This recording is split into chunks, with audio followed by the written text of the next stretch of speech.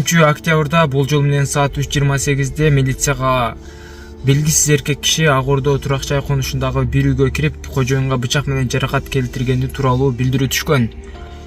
Окуя болгон жерде 1991-жылы туулган И.Е. аттуу эркектин жана анын 1987-жылы туулган эжеси Б.А. аттуу аялдын жансыз денелери табылган. Окуя болгон жерден далил буюмдар алынган. Ал эми жакын жерде токтоп турган унаанын багажнигинен ири суммадагы акча табылган.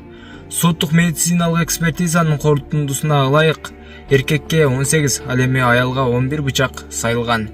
Маркумдун жубайы суракка алынып, анын көрсөтмөсүнүн негизинде шектүүнүн тышкы келбети боюнча сүрөттөмө түзүлгөн жана издөө боюнча маалыматтары жөнөтүлгөн. Шектүүнүн өздүгү аныкталып, ал 2006-жылы туулган И.С. экени белгилүү болду. Ал коопсуздукка долбоорунун алкагында орнотулган жүзүн таануу системасынын жардамы менен кармалган. Ошондой эле шектүүнү издөөдө Бишкектен тартып Ысык көл облусуна чейинки видео байкоо камералары текшерилген. Ал эми интернет колдонуучуларынын көпчүлүгү комментарий жазганына караганда, ал жерде ал адам эмес, башка бирөөнү кармап алдыңар деген көп талкуулар жаралып жатат. Сиздердин дагы оюңуздар маанилүү, сөзсүз түрдө комментарий жазып калтырып кетиңиздер жана бул видеого бир дана лайк басып, ушундай кылмыштуулуктун мыйзамды катуураак чыгара турганына биз бийликтен суранабыз. Ушундай кылмыштардын болгондо адамга кандай жаза берилет? Мындайча айтканда, адам өлтүрүү менен жооп болуш керек деп менин жеке оюм.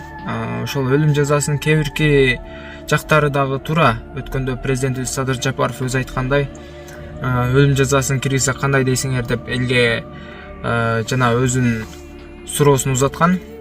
Ошондой эле мен жеке оюм, бул жерде чыныгы кылмышы далилденген, ушундай өлтүргөн анык болгон адамдарга өлүм жазасы иштесе аябай сонун болмок. Анын аркасында кээ биркилер подстава болуп, жөндөн жөн эле күнөөсү жок эле мунун аркасында өлүп кетиши мүмкүн деген дагы нерселер бар да. Ошон үчүн